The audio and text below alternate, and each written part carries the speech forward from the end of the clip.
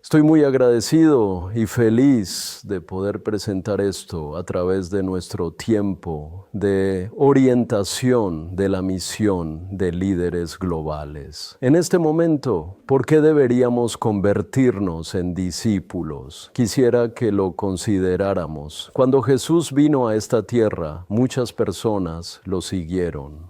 Porque cuando seguían a Jesús, muchos enfermos sanaban, los demonios se iban y a aquellos que deseaban bienes materiales o comida se les proveía y también los muertos resucitaban.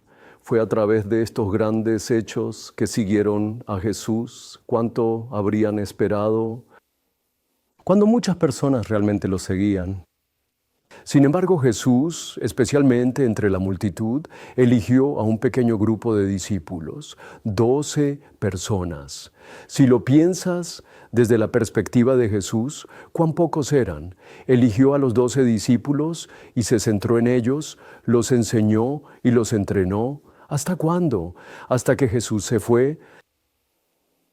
Después de resucitar, antes de ascender al cielo, se concentró solo en ellos. Entonces, ¿por qué Jesús tenía que ser un discípulo? En este momento, ¿realmente he vivido como discípulo y cómo puedo saber si lo soy? ¿No deberíamos reflexionar sobre esto?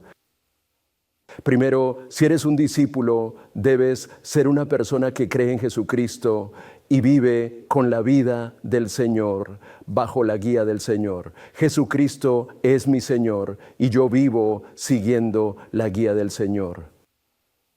Lo segundo es que cuando fuimos llamados como el pueblo de Dios, debemos desear su palabra porque tenemos un suministro espiritual. Es decir, debemos amar la palabra y vivir una vida fortalecida por ella. A través de esa palabra diaria leemos, meditamos, obtenemos fuerza y vivimos nuestras vidas. La tercera es una persona que conoce el amor de Dios en esta tierra. Cuando hablamos del amor de Dios, normalmente pensamos en el amor entre personas, pero el amor de Dios es incondicional. Al experimentar ese amor, podemos vivir como personas que han sentido el amor de Dios.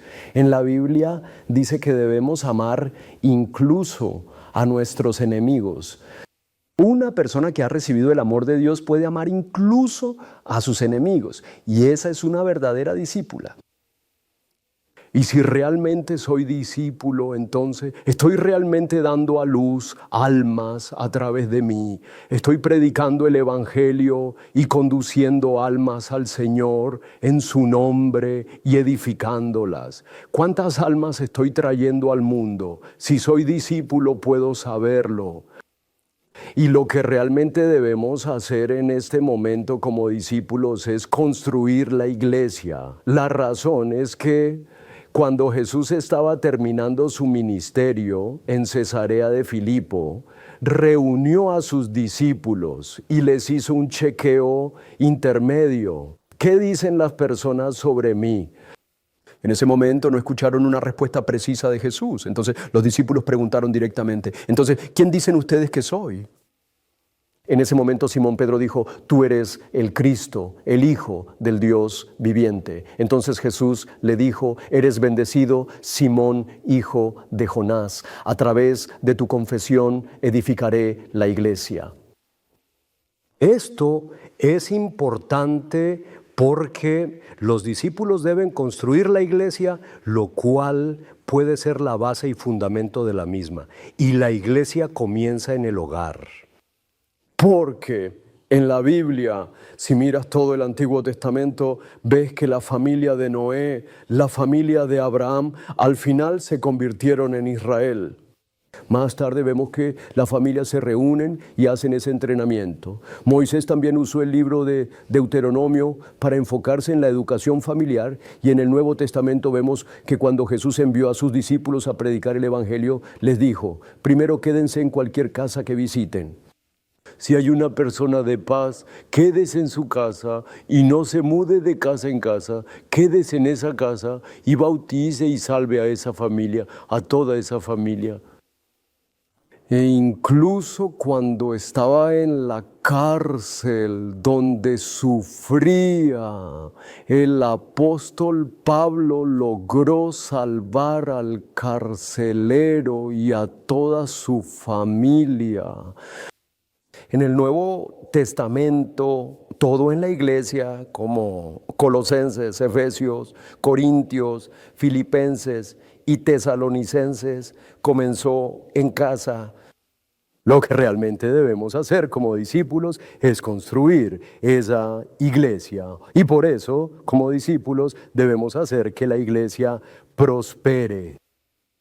Un discípulo es alguien que no solo se establece firmemente, sino que también puede vivir y afectar realmente con la vida que el Señor nos ha dado. Entonces, en este momento, ¿cómo vamos a formar discípulos? Tenemos que pensar en esto. Aquí hay 7 etapas.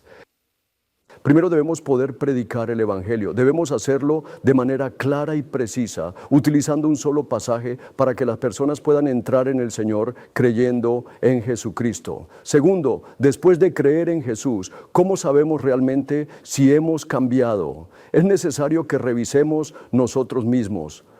Es necesario examinar la certeza de la salvación. Por eso, después de creer en Jesucristo, realmente debe haber un cambio y debemos asegurarnos de estar verdaderamente transformados. En tercer lugar, después de realmente creer en ese Jesús, más tarde te das cuenta de que hay muchos problemas espirituales, cosas que no sabías cuando vivías en este mundo, todos los aspectos atados y relacionados con problemas mundanos y espíritus malignos que te impedían ser libre, debes ser ayudado a liberarte de ellos. El poder que libera es solamente la cruz de Jesucristo y la sangre de Cristo. Debemos ayudarle a ser libre. Cuarto, después de eso, necesitamos hacerlo parte de la familia de Dios. Lo que significa entrar en la familia de Dios es la iglesia. Amigos, en nuestra tierra realmente no somos solo una nación, sino que todas las naciones son una familia en Cristo, una familia bajo un Padre, Dios, nuestro Señor Jesucristo. Entonces, ¿sobre qué es la familia de Dios? Debemos ayudar, establecer y guiar para que todos entren en esa familia de Dios y en esa iglesia. Y luego, el quinto punto, aquí es necesario que haya un crecimiento espiritual. En Primera de Juan ahora hay niños espirituales, jóvenes y padres. Solo cuando necesitamos crecimiento espiritual aquí podemos encargarnos del ministerio que el Señor nos ha dado. Aquí se necesita crecimiento espiritual y se requieren 3 cosas: una vida de oración, una vida de palabra y poder luchar y vencer espiritualmente. ¿Cómo podemos ser vencedores en la guerra espiritual? En ese proceso ocurre el crecimiento espiritual. Y sexto, estar lleno del Espíritu Santo, conocer al Espíritu Santo, conocer su plenitud y ahora desde este momento participar en la obra del Espíritu, obedecer su guía y discernir la voluntad de Dios para vivir en el poder del Espíritu Santo.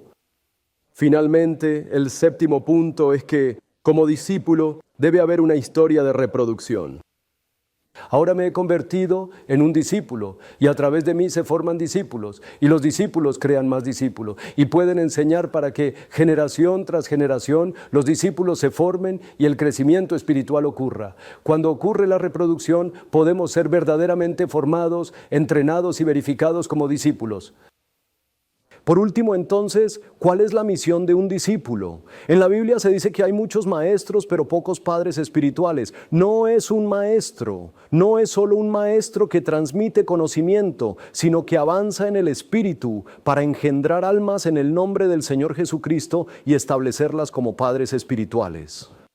Como un padre espiritual debemos asumir esa responsabilidad, ¿verdad? En segundo lugar, y avanzando, ahora tenemos la misión que nuestro Señor nos ha dado. En el último mandato en la tierra nos dijo que abarcáramos a todas las naciones. ¿Por qué? Porque en Cristo todos podemos abrazar a las naciones, en el Señor Cristo. Entonces ahora debemos tener una visión para las naciones. Debemos poder abarcar a todos, sin importar país, nacionalidad, entorno o cultura. Finalmente, en este momento, damos el primer paso para cambiar el mundo con el Evangelio hacia la evangelización. Realmente te invitamos. Participa con nosotros en nuestro entrenamiento de GLM y pregúntate si eres un discípulo. Te invitamos a esta gran historia de ser establecido como discípulo del Señor Jesucristo. Muchísimas gracias.